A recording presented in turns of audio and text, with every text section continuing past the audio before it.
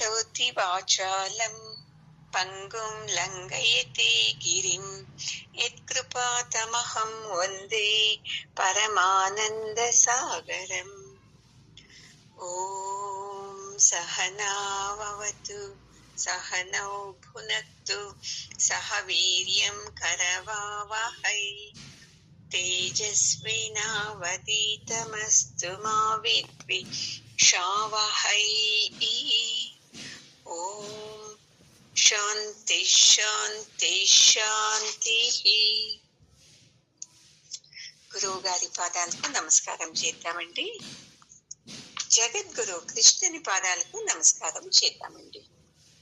ఈరోజు 60వ శ్లోకము.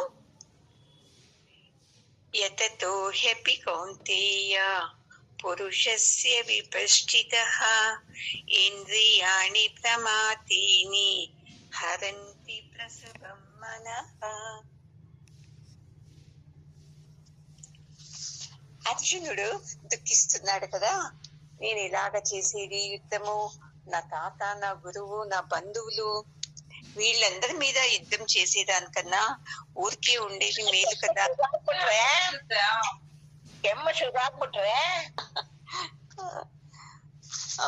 ఇలా దుఃఖిస్తుంది వానుకు అర్జునుడు సమాధానము చెప్తున్నాడు, మళ్ళీ ఇండైరెక్ట్ గాను కొడుతున్నాడు. ఎంత అజ్ఞానంలో ఉన్నావే నీవు. నీ దేహంలో శక్తి ఉంది, యుద్ధం చేసే శక్తి ఉంది, అయితే నీ మనసు చాలా వీక్ అయిపోయింది ఈ వ్యామోహంతో. ఎప్పుడైతే ఈ వ్యామోహం మనల్ని ముంచేస్తుందో అప్పుడు మనకు ఏది సరిగ్గా యోచించడానికి కాదండి, అంతా తప్పుగా చాలా దుఃఖిస్తాము. చిన్న విషయాలకే చాలా దుఃఖిచేస్తాం మనము. అవన్నీ మన మనసు నుండి ఇవన్నీ అవుతాయి చూడండి. అందుకే ఇక్కడ పరమాత్ముడు చెప్తున్నాడు, అర్జున, ఎంతటి బలశాలి అయినానో అతన్ని ఏం చేస్తావి, ఈ ఇంద్రియాలన్నీ చాలా కిందకి తీసుకొని వెళ్ళిపోయేస్తాది. మళ్ళీ అంటారు కదా, నేను చాలా బుద్ధివంతుడిని, నేను బాగా విచారం చేసి మాట్లాడతాను అని. అలాంటి విచారం చేసే వాళ్ళ మనసుని కూడా లాక్కొని వెళ్ళిపోయేస్తావి ఈ ఇంద్రియాలన్నీ. ఇప్పుడు అలాగే కదా అర్జునునికి అయింది. వివేచనం చేసే జ్ఞానమే వెళ్ళిపోయేసింది, ఒకటే మనసులో గట్టిగా కూర్చొనేసింది. మా తాతనిలాగా, మా గురువునిలాగా, మా బంధువులనిలాగా ఎదురేసుకుని నేను యుద్ధం చేయటము, దీన్నే యోచిస్తున్నాడు చూడండి. తప్ప పరమాత్ముడు ఇంతవరకు చెప్తున్నాడే ఎన్ని విషయాలు, అవి ఏది లోపలికి వెళ్ళటం లేదు. పరమాత్ముడు ఎన్ని విధాలుగా చెప్తున్నానో వింటాడు, తర్వాత మళ్ళీ అక్కడికే వస్తాడు. నీవేం బుద్ధి చెప్తావు, నీకేం తెలుసు? నాకు తెలుసు, మా గురువు గారి మీద, మా తాత మీద, నా బంధువుల మీద యుద్ధం చేయాలంటే బాధ నాకు తెలుసు, నీకు లేదు. నాకు ఈ యుద్ధం వద్దు, ఇంతే చెప్తున్నాడు చూడండి. వద్దు, నాకు యుద్ధం వద్దు, వెళ్ళిపోయేస్తాము, ఈ రాజ్యమే వద్దు అని ఇంతే చెప్తున్నాడు. పరమాత్ముడు మాత్రము ఒక్కో శ్లోకంలో ఒక్కో రకంగా అతనికి బుద్ధి చెప్తున్నాడు. అందుకే ఇప్పుడు చెప్తుండేది, ఎంతటి బలశాలి అయినానో ఈ ఇంద్రియాలు ఏం చేస్తావి, తక్కువని లాక్కొని వెళ్ళిపోయేస్తాది. నువ్వు అనుకుంటున్నావు నేను చాలా యోచిస్తూ మాట్లాడుతున్నాను, నీకే అర్థం అవుతా లేదు అని. అయితే నీవు కూడా యోచిస్తా లేదు. నీవు అనుకుంటున్నావు నేను యోచిస్తున్నాను అని, అయితే నీవు ఏది యోచించటం లేదు. ఎందుకంటే నీ మనసులో మోహం అనేది చాలా గాఢంగా కూర్చొనేసింది అర్జున. అందుకే మనం ఏం చేయాలి అంటే, మన మనసుని చాలా గట్టి చేసుకోవాలి చూడండి. ఇప్పుడు చూడండి, మీ పక్కింట్లో వాళ్ళ పాపకు ఆ జ్వరం వచ్చేస్తుంది. మీరు ఎంత ధైర్యంగా చెప్పేస్తారు, ఏ జ్వరమే కదండి, కొంచెం దిష్టి తీసేయండి, ఒక టాబ్లెట్ వేయండి అంతే, దానికి ఎందుకు కంగారు అనేస్తారు. 1 నిమిషంలో చెప్పేస్తారు ఆన్సర్. మళ్ళీ నైట్ పడుకుంటారు. ఒక పొద్దులో మీ పాప ఏదో ఏడుస్తుంది. ఎందుకబ్బా అని లేచి చూస్తారు, జ్వరం వస్తా ఉంటుంది. ఎంత కంగారు పడిపోతారా లేరా? మీ ఆయన్ని లేపుతారు, ఇంట్లో వాళ్ళని లేపి హడావుడి చేసేస్తారు. ఇది పొద్దున్నే చెప్పారు కదా మీ పక్కింటి ఆమెకు. ఏందండి జ్వరానికి ఇంత కంగారు పడితే? ఒక టాబ్లెట్ వేస్తే చాలు, సరిపోతది, హాస్పిటల్కి వెళితే చాలు అని. అది ఎక్కడ వెళ్ళిపోయింది అప్పుడు ఆ విచక్షణ జ్ఞానం మీకు? ఎందుకంటే అప్పుడు మీ వ్యామోహం ఏం చేసింది, ఈ విచక్షణ జ్ఞానాన్ని కిందికి నెట్టివేసేసింది. అయ్యో పాపమే, బాబుకు జ్వరం వచ్చింది అని ఎంత కంగారు పడిపోతారు. అందుకే ఈ వ్యామోహము, ఈ భయము, ఇది నాది, ఇవన్నీ ఏం చేస్తాది అంటే మనల్ని ముందుకు వెళ్ళటం చేసేకు కానే కాదు, ఆపేస్తుంది. అందుకే ఇప్పుడు మనం ఏం చేయాలి, ఈ సత్సంగం జ్ఞానంతో మన మనసుని బలిష్టం చేసుకోవాలి. అప్పుడు చూసుకోండి, ఈ ఇంద్రియాలు అక్కడ వెళతాము అది తిందామంటే, ఎందుకు నీకు తెలివి లేదా, ఇంట్లోనే ఇంత బాగుంది కదా అని బుద్ధి చెప్పచ్చు. లేదు అది చూశాను, ఆ వస్తువు కొందామంటే ఎన్ని లేవు అలాంటి వస్తువులు మనతో, అది కావాలన్నా మనకు అని బుద్ధి చెప్తుంది. అలాంటిది నీ మనసే వీక్ అయిపోతే ఇంకెవరు బుద్ధి చెప్తారు? ఎక్కడికంటే అక్కడికి వెళ్ళేదే. అందుకే చూడండి, ఈ విషయాలు, ఈ వ్యక్తులు, ఇవన్నీ వస్తువులు మనల్ని ఏం చేస్తాది, లాక్కొని వెళ్ళిపోయేస్తుంది. ఎలాగా పడవ వెళుతుంటే గాలి జోరుగా వచ్చినప్పుడు ఏమైతుంది పడవ, ఆ గాలి ఎలా వెళుతుందో దాని వెంటనే అది కూడా వెళ్ళిపోయేస్తుంది. అందుకే అర్జున, ఎంతటి శక్తివంతుడైనా ఈ ఇంద్రియాల తాపాల్ని కంట్రోల్ చేయటము కష్టము. ఎందుకంటే దాని ఫోర్స్ అంత బలంగా ఉంటది. లేదు మీ మనసు చెప్పింది కరెక్ట్, ఇంట్లో వాళ్ళు చెప్పింది తప్పు అని వచ్చేస్తుంది. చూడండి, మీ పాపకు జ్వరం వచ్చింది అని మీ ఆయన లేపుతారనుకోండి, మీ ఆయన ఎందుకంతా లేపుతావా, ఒక టాబ్లెట్ వేసి విక్స్ వేసి పడుకోబెట్టేయి అని పడుకొనేస్తే మీరేం చేస్తారు అప్పుడు? ఎంత కోపం వచ్చేస్తుందో మీకు. నాకుంది ఎంత తాపత్రయం బిడ్డలంటే, తనకు తాపత్రయమే లేదు, ఎంత ఈజీగా చెప్పేశాడు చూడు అని తిట్టుకొని ఇంకా దుఃఖం వచ్చేస్తుంది. అదే ఆన్సర్ పొద్దున్నే మీ పక్కింటి వాళ్ళకి ఇచ్చింది, అది మర్చిపోయేశారు మీరు. ఎందుకంటే ఈ వ్యామోహంతో. అందుకే మనం ఏం చేయాలి అంటే, ఈ వ్యామోహాన్ని గెలవాలి, ఈ కామ క్రోధాలని గెలవాలి అంటే ఈ జ్ఞానం ఒకటే చూడండి. ఈ జ్ఞానంతో మనము ఒక్కొక్కటి మనలోని దుర్గుణాల్ని కన్వర్ట్ చేసుకోవచ్చు, వదిలేసి కాదు, దాన్ని కన్వర్ట్ చేసుకొని ముందుకు వెళ్ళొచ్చు చూడర్జున. అందుకే నీవు చాలా దుఃఖించకు, ఏమవుతుందో అని ఇదే నీవు చేస్తున్నావు కదా. ఏది కాదు అర్జున, ఎందుకు నువ్వు ఇంత భయపడుతున్నావు అని పరమాత్ముడు చాలా బుద్ధి చెప్తున్నాడు చూడండి. మనం వింటామా? మన మనస్సే కరెక్ట్ అని మనకు కదండి, మనం చెప్పిందే కరెక్ట్, లేదు అంటే అది ఎలాగ సాధ్యము అనేసి ఇలాగే కొట్టి పారేసేస్తాం మనము. బాగా యోచించండి, నా మనసు చెప్పినట్టే వింటున్నానా, లేదా నేను బుద్ధితో మాట్లాడుతున్నానా అని యోచించండి. బుద్ధితో మాట్లాడలేకుంటే ఇదే చూడండి వచ్చేది మనకి ఎప్పుడూ సమస్యలు.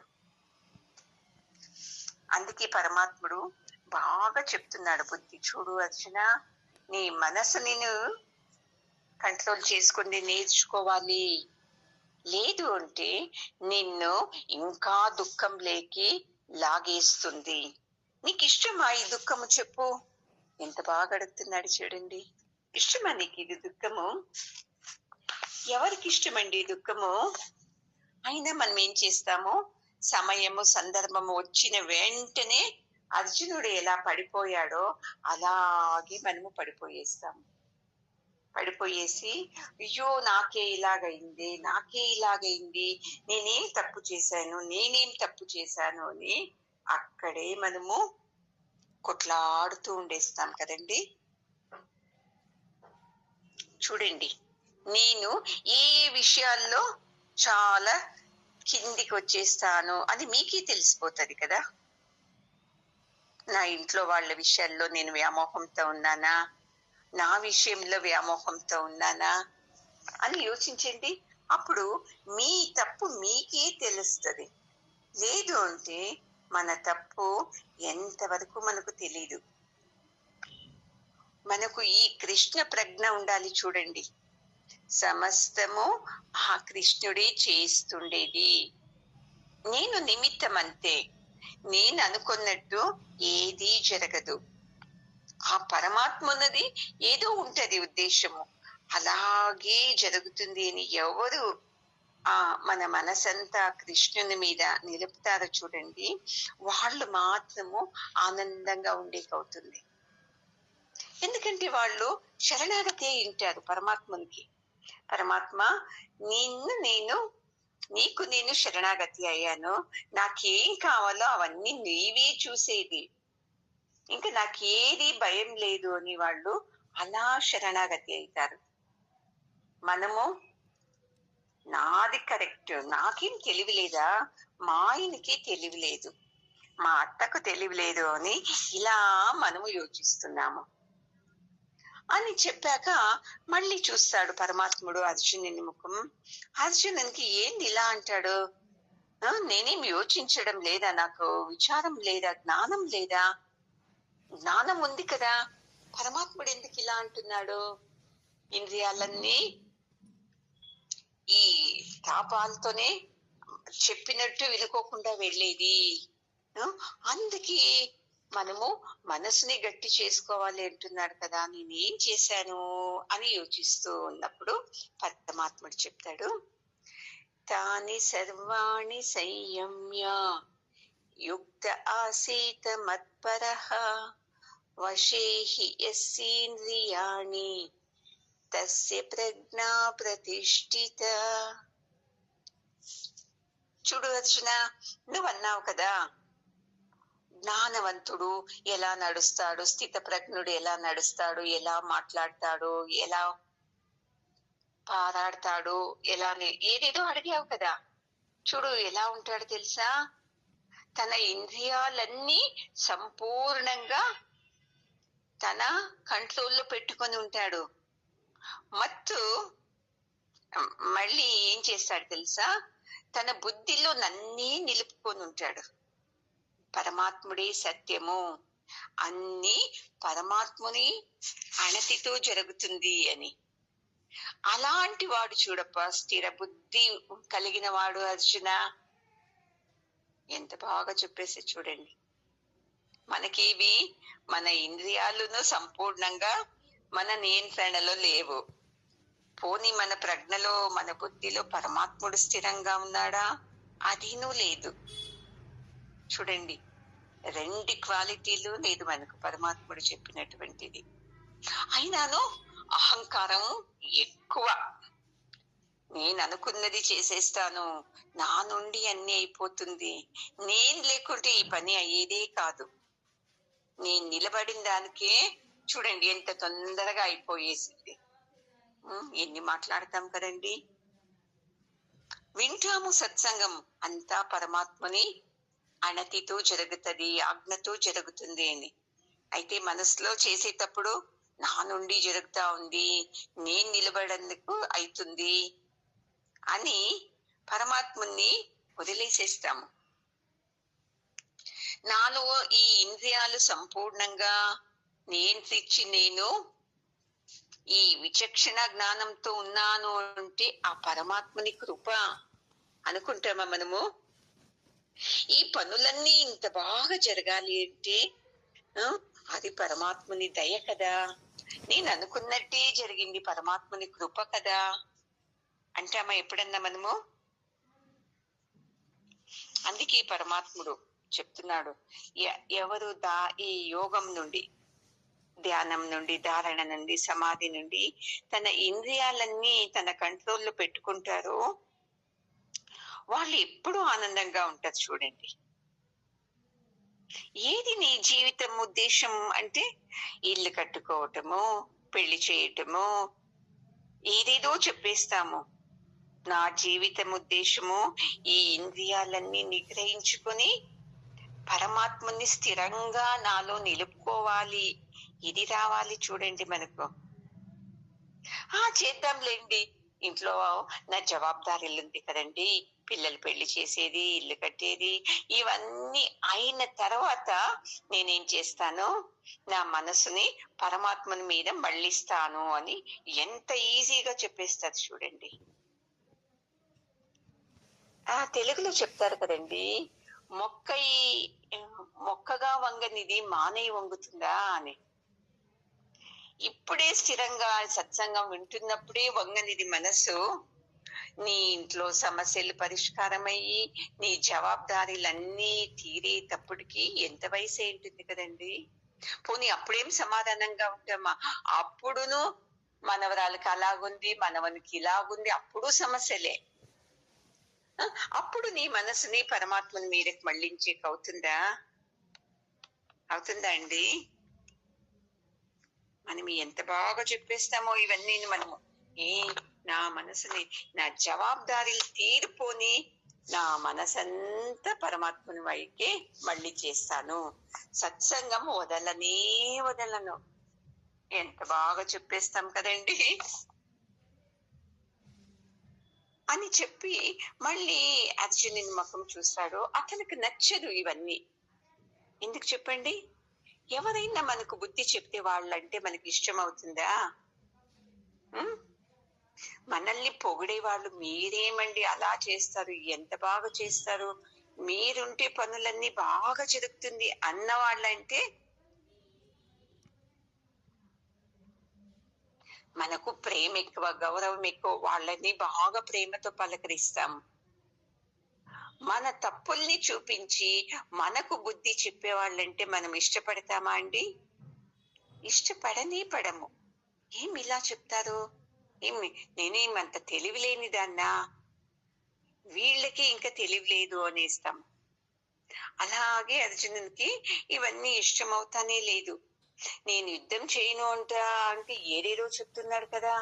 స్థితప్రజ్ఞుడు ఎలా ఉంటాడు అంటే దానికి ఇలా ఉంటాడు అని ఒక మాటతో చెప్పొచ్చు కదా. ఎన్ని చెప్తున్నాడప్ప పరమాత్ముడు అని ఇలాగే చూస్తాడు. అప్పుడు పరమాత్ముడు మళ్ళీ చెప్తారండి, ధ్యాయతో విషయాన్ పుంసః సంగస్తేషూపజాయతే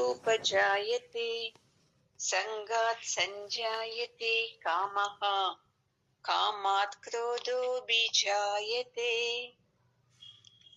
చూడు అర్జున, ఇప్పుడు నీ మనసు ఎలా ఉంటది ఏంటి చూడు. ఏదన్నా ఒక వస్తువు గురించి యోచిస్తావనుకో, అది కొనుక్కోవాలి, పక్కింటి ఆమె కొనుక్కోంది, నేను అది కొనుక్కోవాలి అని ఒక విషయం, ఒక యోచన నీ మనసులోకి వస్తుంది. అప్పుడు వచ్చిన వెంటనే చూద్దాంలే అని వదిలేస్తామా? నాతో డబ్బులు లేదు అయినా ఏం చేస్తాము, ఆ వస్తువు గురించి యోచిస్తాం ఎక్కువ. అవును తీసుకోవాలి అని. అప్పుడు ఏమైతుంది, ఆ వస్తువుల మీద ఆసక్తి ఎక్కువ మనకు వస్తుంది. ఆసక్తి వచ్చిన వెంటనే ఏమైతుంది, అది నాకు కానే కావాలి అని చాలా ఇష్టపడతాము. అప్పుడు ఏం చేస్తాడు మీ ఆయన, మీ బిడ్డలు ఎవరన్నా, అది కావాల్సిందా ఇప్పుడు వద్దు, ముందుకు నిదానంగా చూద్దాంలే, ఇప్పుడు అది ఆ వస్తువు గురించి నీ యోచించకు, అని ఒకే మాటలో మనల్ని తీసేస్తారు. అప్పుడు ఏమవుతుంది? క్రోధం వచ్చేసేస్తది కామం నుండి. మొదట ఏమొస్తది? ఆసక్తి. అవును, ఎంత బాగుంది ఆమెతో ఆ వస్తువు, వాళ్ళ ఇంటికి, అలాంటిది నాకుంటే బాగుండేది అని ఆసక్తి వస్తది. ఆసక్తి నుండి తర్వాత కావాలా, అది కావాలి, అది కావాలి అని కామం వచ్చేస్తది. కామం అంటే ఆశ అండి. ఆ ఆశ ఏమవుతుంది? పగలూరి దాని గురించి యోచించటం, అలాంటిది కావాలి, అలాంటిది కావాలి, కావాలి అని. అప్పుడు ఇంట్లో వాళ్లకు చెప్పటం, అది కావాలి, నేను తీసుకుంటాను, కొనిచ్చండి, ఏనేదో లేదు నేను కొనుక్కుంటాను ఏదో అని. ఇంట్లో వాళ్ళు ఎప్పుడైతే అది అవసరం లేదు, వద్దు అన్నారనుకోండి, ఏమైతుంది అప్పుడు? పిచ్చి కోపం వచ్చేస్తుంది. ఎప్పుడు పిచ్చి కోపం వచ్చేస్తే అప్పుడు ఏమైతుంది? మన మనసు అబ్నార్మల్ అయిపోతుంది. మళ్ళీ ఏం చేస్తామో తెలీదు, ఏం మాట్లాడతామో తెలీదు, ఏదేదో వాగేసేస్తాము. ఆ పెద్దవాళ్ల మీద ఉన్న కోపాన్ని అప్పుడు ఏం చేస్తాం తెలుసా? చిన్న పిల్లల మీద పట్టుకొని తన్నేసేస్తాము. ఎంత సతాయిస్తావు నువ్వు, నీకు తెలివి ఉందా లేదా, బుద్ధి ఉందా లేదా అని. పాపం వాళ్ళని నీ ఇష్టపడే వస్తువు వద్దని లేదు, ఇంట్లో పెద్దవాళ్ళు వద్దన్నారు, అయితే కొట్టేది ఏం చేస్తాము? పిల్లల్ని పట్టుకొని బాగా తన్ని పెట్టేస్తాము. ఏదేది తిట్టాలనో మీ ఆయన్ని, మీ అత్తని, మీ కోడల్ని, అవన్నీ పిల్లల్ని తిట్టేస్తాము. తర్వాత ఏం చేస్తాము? మనమే ఏడుస్తాము. అయ్యో అప్పుడు కొట్టేటప్పుడు ఏడుపు రాదు, కోపము. వాళ్ళు ఏడిసేటప్పుడు మళ్ళీ మనకు వస్తుంది, మనకు దుఃఖం అప్పుడు వస్తుంది. అప్పుడు ఎంత దుఃఖిస్తాం, అయ్యో అన్యాయంగా కొట్టేశానే, అన్యాయంగా తిట్టేశానే, ఏమైపోయింది నా జ్ఞానం అప్పుడు అని ఏదేదో యోచిస్తాము. 24 గంటలు ఇదే యోచిస్తాము. ఇంట్లో వాళ్ళని తిట్టుకోవటము, పిల్లల్ని తిట్టేసేది, కొట్టినాను కదా అనేది. ఏమి ఇలా అవుతుంది? ఒక వస్తువు కొనాలా అంటే ఇంట్లో వాళ్ళు వద్దంటారే, ఏమి భార్యగా నాకు ఆశలు లేవా? ఇంట్లో భర్తగా తీర్పించేది అతని కర్తవ్యం కాదా అని ఎలా యోచిస్తాం తెలుసా అండి? ఇప్పుడు మన ఇంటికి కాంపౌండ్ ఉంటది, పడుకునేటప్పుడు ఏం చేస్తాము? గేటుకు బీగం వేసేసి పండుకొనిస్తాము. అయితే ఏం చూడండి, మన ఈ మనసుకు కాంపౌండ్ గేట్ లేని, కాంపౌండ్ లేదు, గేటు లేదు చూడండి. 24 గంటలు ఓపెన్ గానే ఉంటది కదా. అందుకే ఈ మనసని ఇంటిలోకి ఏమొస్తుంది? ఈ కామం, క్రోధము, మద, మాత్సర్యము, ఇలాంటి దొంగలన్నీ వచ్చేస్తారు. వచ్చేసి మనల్ని అటాక్ చేసేస్తారు. అది కావాలి, ఇది వద్దు, వాళ్ళతో మనం మాట్లాడకూడదు, వాళ్ళని ఇంట్లోకి చేర్పించకూడదు, వాళ్ళు సరిలేదు. క్రోధము, మదము, నాకేం తక్కువనా, వాళ్ళకే ఏదీ లేదు, అయినా నన్ను చూసి ఎలా మాట్లాడతారే అనే మదం అనే దొంగ వచ్చేస్తాడు. కామం, అది కానే కావాలి, అది కానే కావాలి అనే కామం అనే దొంగ వచ్చేస్తాడు. ఇలా ఈ దొంగలన్నీ ఎప్పుడైనా మన మీద అటాక్ చేయొచ్చు చూడండి. అందుకే పరమాత్ముడు చెప్తాడు, ప్రతి క్షణము మనము ఆ ఇష్ట దైవాన్ని కొలవాలి చూడండి. మనము కొలుస్తాము ఏమని? ఎన్ని పూజలు చేశానో నాకు ఇలాంటి శిక్ష ఇప్పిస్తున్నావే, ఎన్ని వ్రతాలు చేశానో ఇలాంటి బిడ్డను పుట్టించావే, ఇంత హఠమారి బిడ్డనే, ఇంత చెప్పిన మాట వినుకుంటే భర్తనిచ్చావే అని ఇలా మనము పరమాత్మని జ్ఞాపకం చేసుకుంటాం. కాదు, నువ్వు ఏమేం చేపిస్తున్నావో అంతా నీ దయనే పరమాత్మ. నేను ఆల్రెడీ తెచ్చేసాను ఈ సంసారము, ఈ భర్త, ఈ పిల్లలు, ఈ భార్య, ఇలాంటి కావాలి అని. ఇప్పుడు ఏం చేస్తున్నాను? నాకెందుకు ఇలాంటి సంసారం ఇచ్చావు, ఇలాంటి భార్యనిచ్చావు, భర్తనిచ్చావు, పిల్లల్నిచ్చావు అని ఏడుస్తూ ఉన్నాను.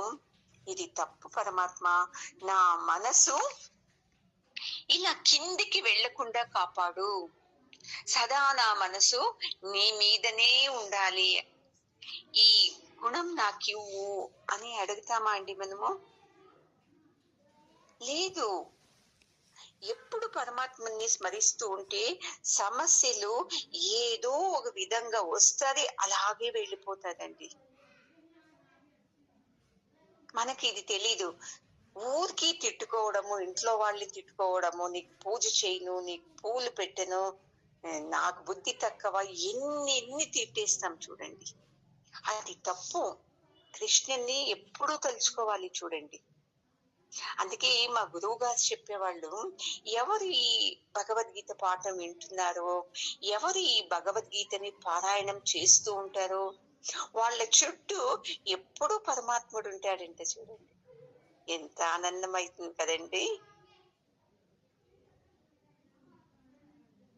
ఎప్పుడైతే ఇది మనం తెలుసుకుంటామో పరమాత్మని నామస్మరణ చేస్తూ ఉంటాము. మీకు సమస్యలు వచ్చింది అనుకోండి, మీకేం జ్ఞాపకం రావాలా? భగవద్గీతలో పరమాత్మని చెప్పిన వాక్యాలు జ్ఞాపకం రావాలి. ఇది చూడండి, మనము పరమాత్మని నామస్మరణ అంటే ఆనందంతో చేయాలి. మనము తిట్టుకుంటూ ఏడుస్తూ చేస్తుంటాము. అందుకే మనము ఈ దశ ఇంద్రియాల మధ్యలో చిక్కేసుకున్నామండి. కళ్ళు అది కావాలంటుంది, నేలకి ఇది తినాలి అనిపిస్తుంది, చెవు అది వినాలి అనిపిస్తుంది, కాళ్ళకి అక్కడ వెళ్ళాలి అనిపిస్తుంది, చేత్తో ఇది కొనాలి అనిపిస్తుంది. ఈ దశ ఇంద్రియాల మధ్య చిక్కేసుకొని మనం ఏం చేస్తున్నాము? యుద్ధం చేస్తున్నామండి. అక్కడ అర్జునుడు కాదు, కౌరవులు పాండవులు కాదు, మనం చేస్తున్నాము మన ఇంద్రియాలతో. అందుకే వీటి నుండి మనం రక్షించుకోవాలి అంటే మనకు ఇష్టమైన ఆ పరమాత్మని పట్టుకోవాలి. అప్పుడు ఏం చేస్తుంది? ఆ పరమాత్మని నామస్మరణ మన మనసుని ప్రశాంతత చేస్తుంది. మన మనసు ఎప్పుడు ప్రశాంతత అవుతుందో, కోపము, కామము, క్రోధము ఇవంతా తగ్గుతూ వస్తుంది. అప్పుడు అదే భర్త, అదే పిల్లలు, అదే కుటుంబము, అదే కోడలు, అదే అత్తమామ మనకు ప్రేమగా మంచి వాళ్ళప్పా, నేనే కోపంతో ఇలా తిట్టుకునేస్తాను అనేసి మన మీద మనకే ద్వేషం వచ్చేస్తుంది చూడండి. అందుకే అర్జున, ఈ మనసుని మనం ఏం చేయాలి?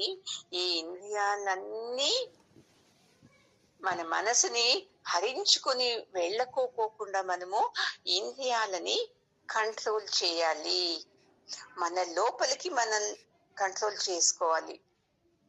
చూడండి, సత్సంగం విన్న మొదట మీరు ఎలా ఉన్నారు, ఇప్పుడు సత్సంగం వింటున్నారు కదా, ఇప్పుడు ఎలా ఉన్నారు చూడండి. సేమ్ అలాగే ఉన్నారా? కొంచెం ఈ విచక్షణ జ్ఞానం వచ్చింది కదండి. దీని నుండి మీరు ఇప్పుడు యోచిస్తున్నారు. ఇది చూడండి జ్ఞానం. ఈ జ్ఞానం అనే ఖడ్గంతో ఏదేదో మీ ఇంద్రియాలనన్నీ లాక్కు వెళుతుంది కదా విషయాలు, అవన్నిటినీ టక్ టక్ అని కొట్టేయాలి చూడండి. ఎందుకు నేను ఇలా వెళ్ళాలి, మనసులో అది కావాలి ఇది కావాలి అని ఎంత లేదు నాతో, ఇలా రావాలి చూడండి. ఎందుకు ఊరికి ఎప్పుడు వాళ్ళని తిట్టుకుంటుంటాను? ఇది తప్పు కదా. ఆ టైంని నేను పరమాత్మని నామస్మరణలో ఎందుకు పెట్టుకోకూడదు? ఊరికి యోచిస్తుంటాను కదా అనవసరమైన విషయాలని. అప్పుడు నేను ఈ పారాయణ చేయటమో, సత్సంగం వినటమో, ఏదో ఒకటి చేయొచ్చు కదా అనే థాట్స్ మీకు రావాలి చూడండి. లేదు లేదు, నేను చేసేదే కరెక్ట్ అని అదే విషయాల్లోనే మీరు మునిగిపోయారంటే ఈ సత్సంగం అనే జ్ఞానం మీలో వెళ్ళలేదు అని అర్థము. ఇంకా మీ లోపల ఈ కామ, క్రోధ, మద, మత్సర్యాలు అని దొంగలు తిష్ట వేసుకుని కూర్చొనిస్తారు. మీరేం చేయాలి అంటే ఆ దొంగల్ని ఇప్పుడు ఈ జ్ఞానం నుండి ఒక్కొక్క దొంగని బయటికి పంపాలి చూడండి. ఎప్పుడైతే ఇంట్లో నుండి దొంగలు బయటికి వెళతారో మన మనసు ధైర్యం అవుతుంది. అలాగే మన మనసులో నుండి ఈ చెడ్డ గుణాలన్నీ బయటికి వెళ్ళింది అనుకోండి, అప్పుడు మనసు ప్రశాంతత అవుతుంది. కృష్ణన్నే స్మరిస్తూ ఉండొచ్చు. ఎవరైతే పరమాత్మని పట్టుకుంటారో గట్టిగా, వాళ్ళని పరమాత్ముడు వదిలేస్తాడా అండి? ఏదో విధంగా మీ ప్రారంధంలో సమస్య ఉండే ఉంటది, దాన్ని తప్పించే కాదు. సమస్య వస్తది. అయితే పరమాత్ముడు ఏం చేస్తాడు తెలుసా? ఆ సమస్య నుండి ఎలా బయటికి రావాలో దారి చూపిస్తాడు. చూడండి, ఇదే చూడండి పరమాత్మని రక్షణ అంటే. ప్రారంధం కొలది సమస్య వస్తది. వచ్చిన వెంటనేనో మనం పరమాత్మని భక్తులయ్యి ఉంటే ఇలా వస్తాది, అలా వెళ్ళిపోతాది. చూడండి, ఎవరైతే ఈ సత్యాన్ని తెలుసుకుంటారో వాళ్ళు సదా ఈ సత్సంగం జ్ఞానంలో, పరమాత్మని చింతనలో ఉంటూ అజ్ఞానంగా యోచించకుండా జ్ఞానంతో యోచిస్తూ జీవనం చేస్తారు. చూడండి,